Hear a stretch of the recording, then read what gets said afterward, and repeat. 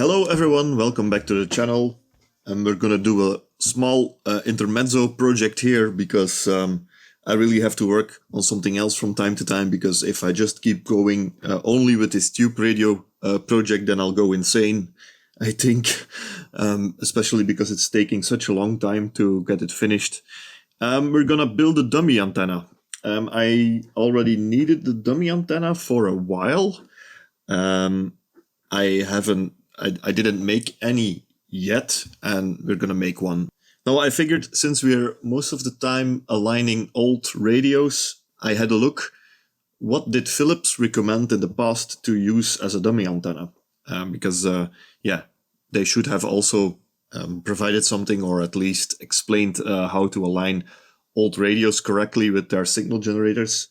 So I had a look, and I found that Philips indeed was also selling dummy antennas. I can put a picture of such a dummy antenna on the screen. And they were selling it as an accessory of their signal generators. So I figured, well, maybe it's not a bad idea to copy the design of the Philips dummy antenna. That way we are sure that we are doing something right, at least.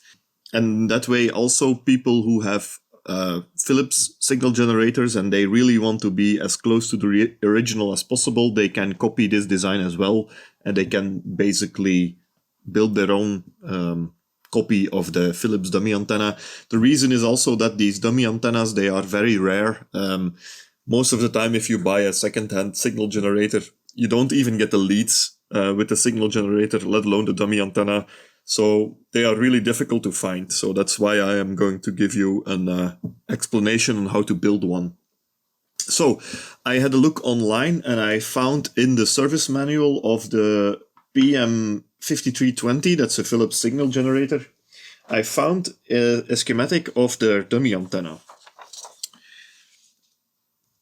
And that's what I got here. So as you also saw on the picture, the dummy antenna has three connections. So you have a Y connection, 1500 or 1.5K, and a 30K connection.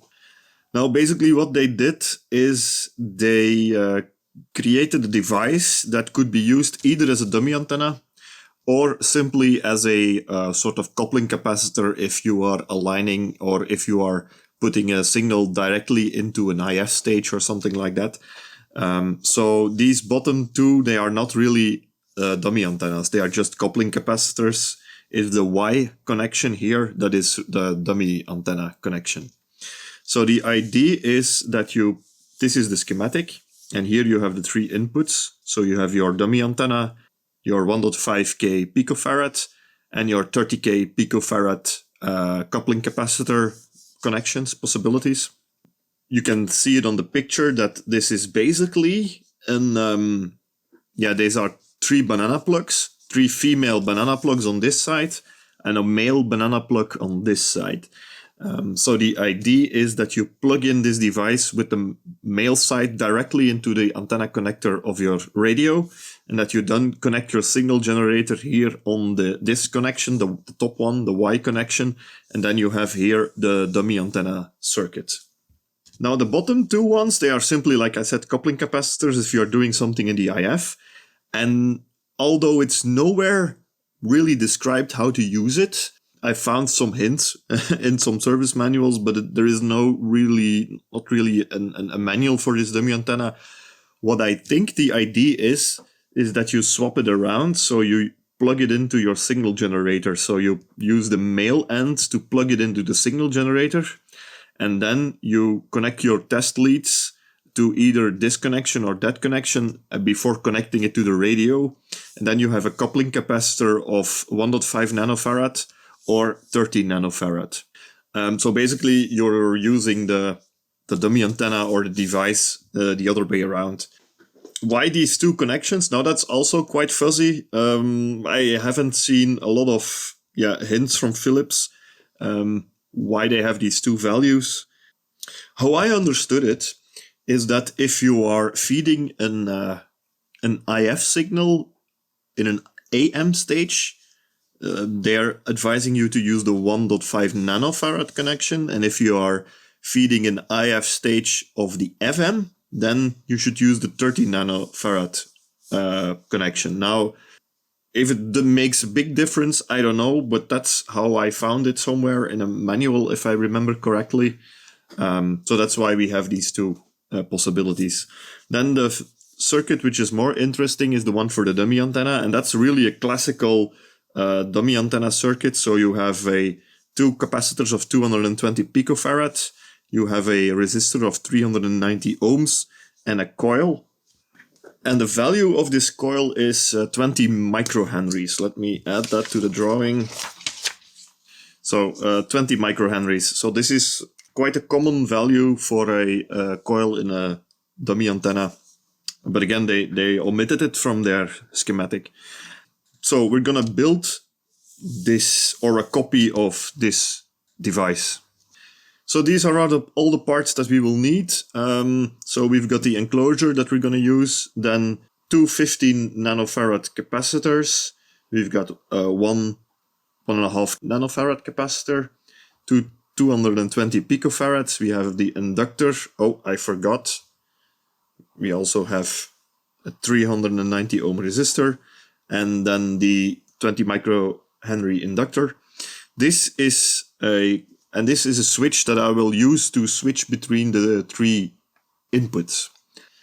So this is a single pole triple throw, or an on-on-on switch, which you can use to switch three different positions.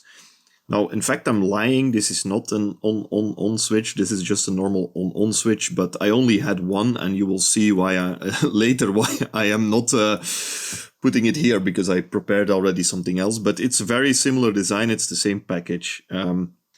Let me show you the schematic that I drew. So here you can clearly see that we are just putting the on-on-on switch in the beginning of the circuit, on the female side of the connections.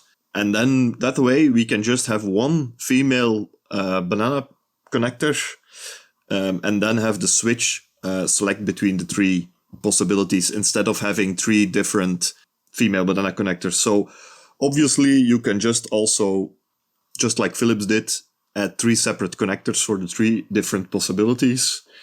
Or you can use two regular switches and put them after each other. So you have basically, then you would use one switch to switch between dummy antenna or coupling capacitor, and then a second switch in the coupling capacitor section to switch between 30K or 1.5K. That's also a possibility.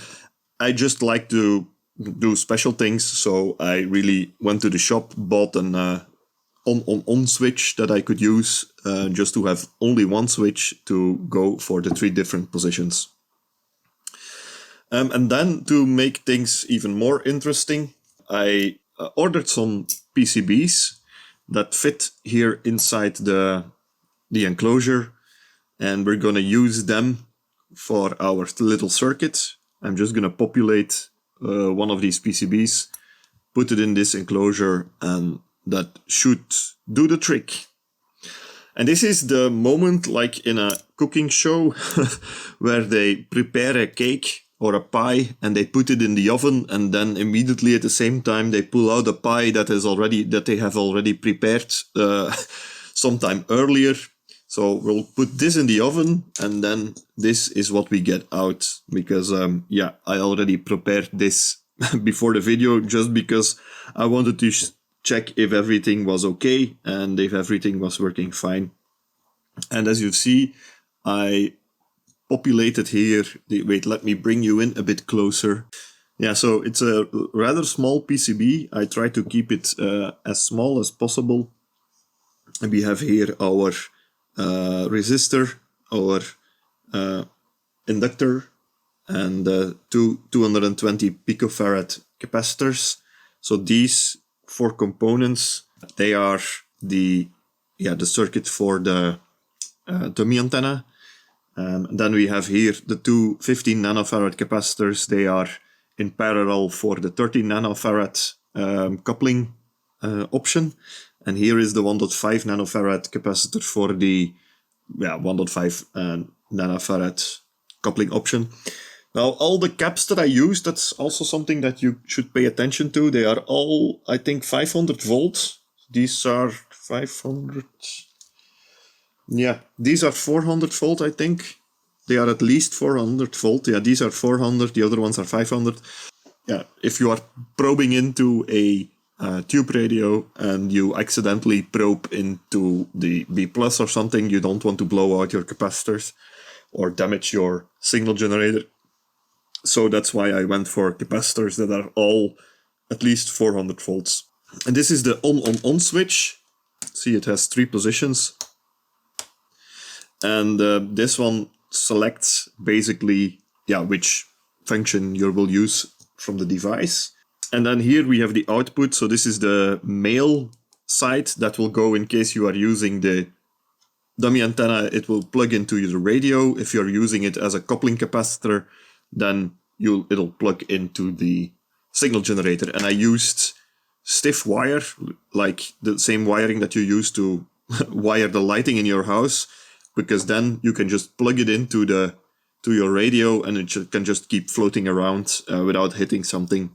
Here on this side, this is the input side. So to that side, we will connect a female banana plug. And this is the enclosure that I will put it in. As you see, I have here a female banana plug and I have all the holes already drilled and it's ready to be mounted. Now, there is one thing that I forgot to mention, that I also forgot to implement here. The only thing is these on-on-on switches. What I didn't realize, it's the first time I'm working with such a switch. On the datasheet of the switch, it shows a connection between between these 2 pins. I think it's pin 3 and pin 5. Yeah, pin 3 and pin 5. It shows a connection between these 2.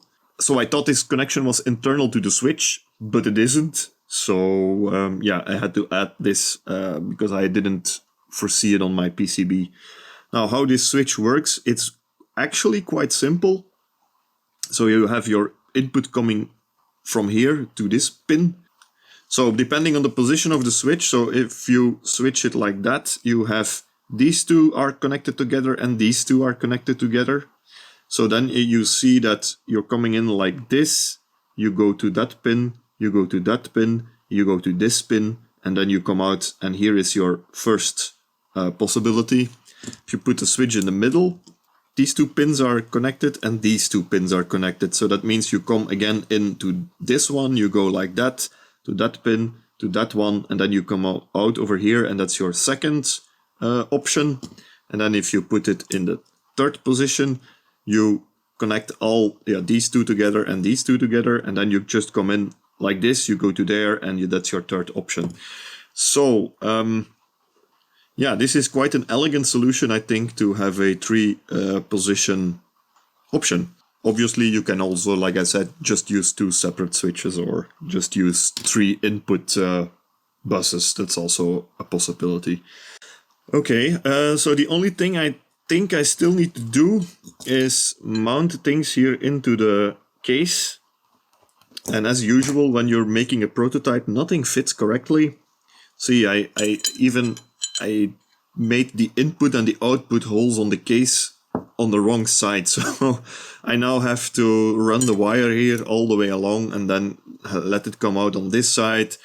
And also, it's a bit too close for comfort, really, to this connection of the banana plug. So I had to cut off a bit of the pin of the plug here. So it's not ideal, but it's a prototype and it'll work. There is one remark I still need to give, that this is only taking the signal part of your signal connector, your signal generator.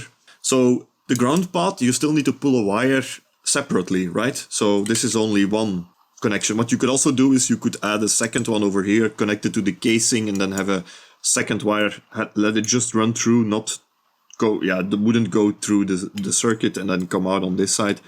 That's an option, but I chose just to leave it out, and it will only be in the signal part, so not on the ground part. Okay, that's it. I mounted the PCB into the casing, connected up the both connectors. Oh, I need to tighten this one a bit more, but okay. And on this side, we simply have the switch with the 3 positions. So let's measure capacitance. 20 nanofarad. No, sorry. 0.2 nanofarad, 30 nanofarad, and 1.6, 1.5. So this is our 1.5 nanofarad position. This is our 30 nanofarad position. And this is our dummy antenna. So as you see, it's working quite okay. So this is a Grundig 1060. It's a quite simple radio from Grundig that is in the queue here to be looked at. I'm not sure if I will do it on the channel or not. We will have to see that. But if I at some point would need to align this guy, I can simply take my dummy antenna, plug it in here into the antenna connector, and look at that. Can just connect my single generator, well, the signal part of my signal generator to this one, and then the ground obviously still needs to go to the other connector for the antenna. What also makes this a good idea to do it like this is that your dummy antenna stays rather close to your to the radio, so you don't have a very long cable between your between the dummy antenna itself and the radio. So yeah, let me just now simply only close it up and then we're done. Okay, so there we have it. It's done. I've closed up the enclosure, tightened this connector, and we're done basically. So a quick and easy project that you can also do easily by yourself. You don't need the PCB. I just did the PCB because I felt like it, and I like to have the I like to make my own PCBs. Yeah, it's a really a nice tool and really a must-have if you're aligning an AM radio. Otherwise, your RF alignment might be quite out if you don't use such a dummy antenna. Okay, so short video this time. I'd like to thank you for watching, and I'll see you later. Take care. Bye-bye.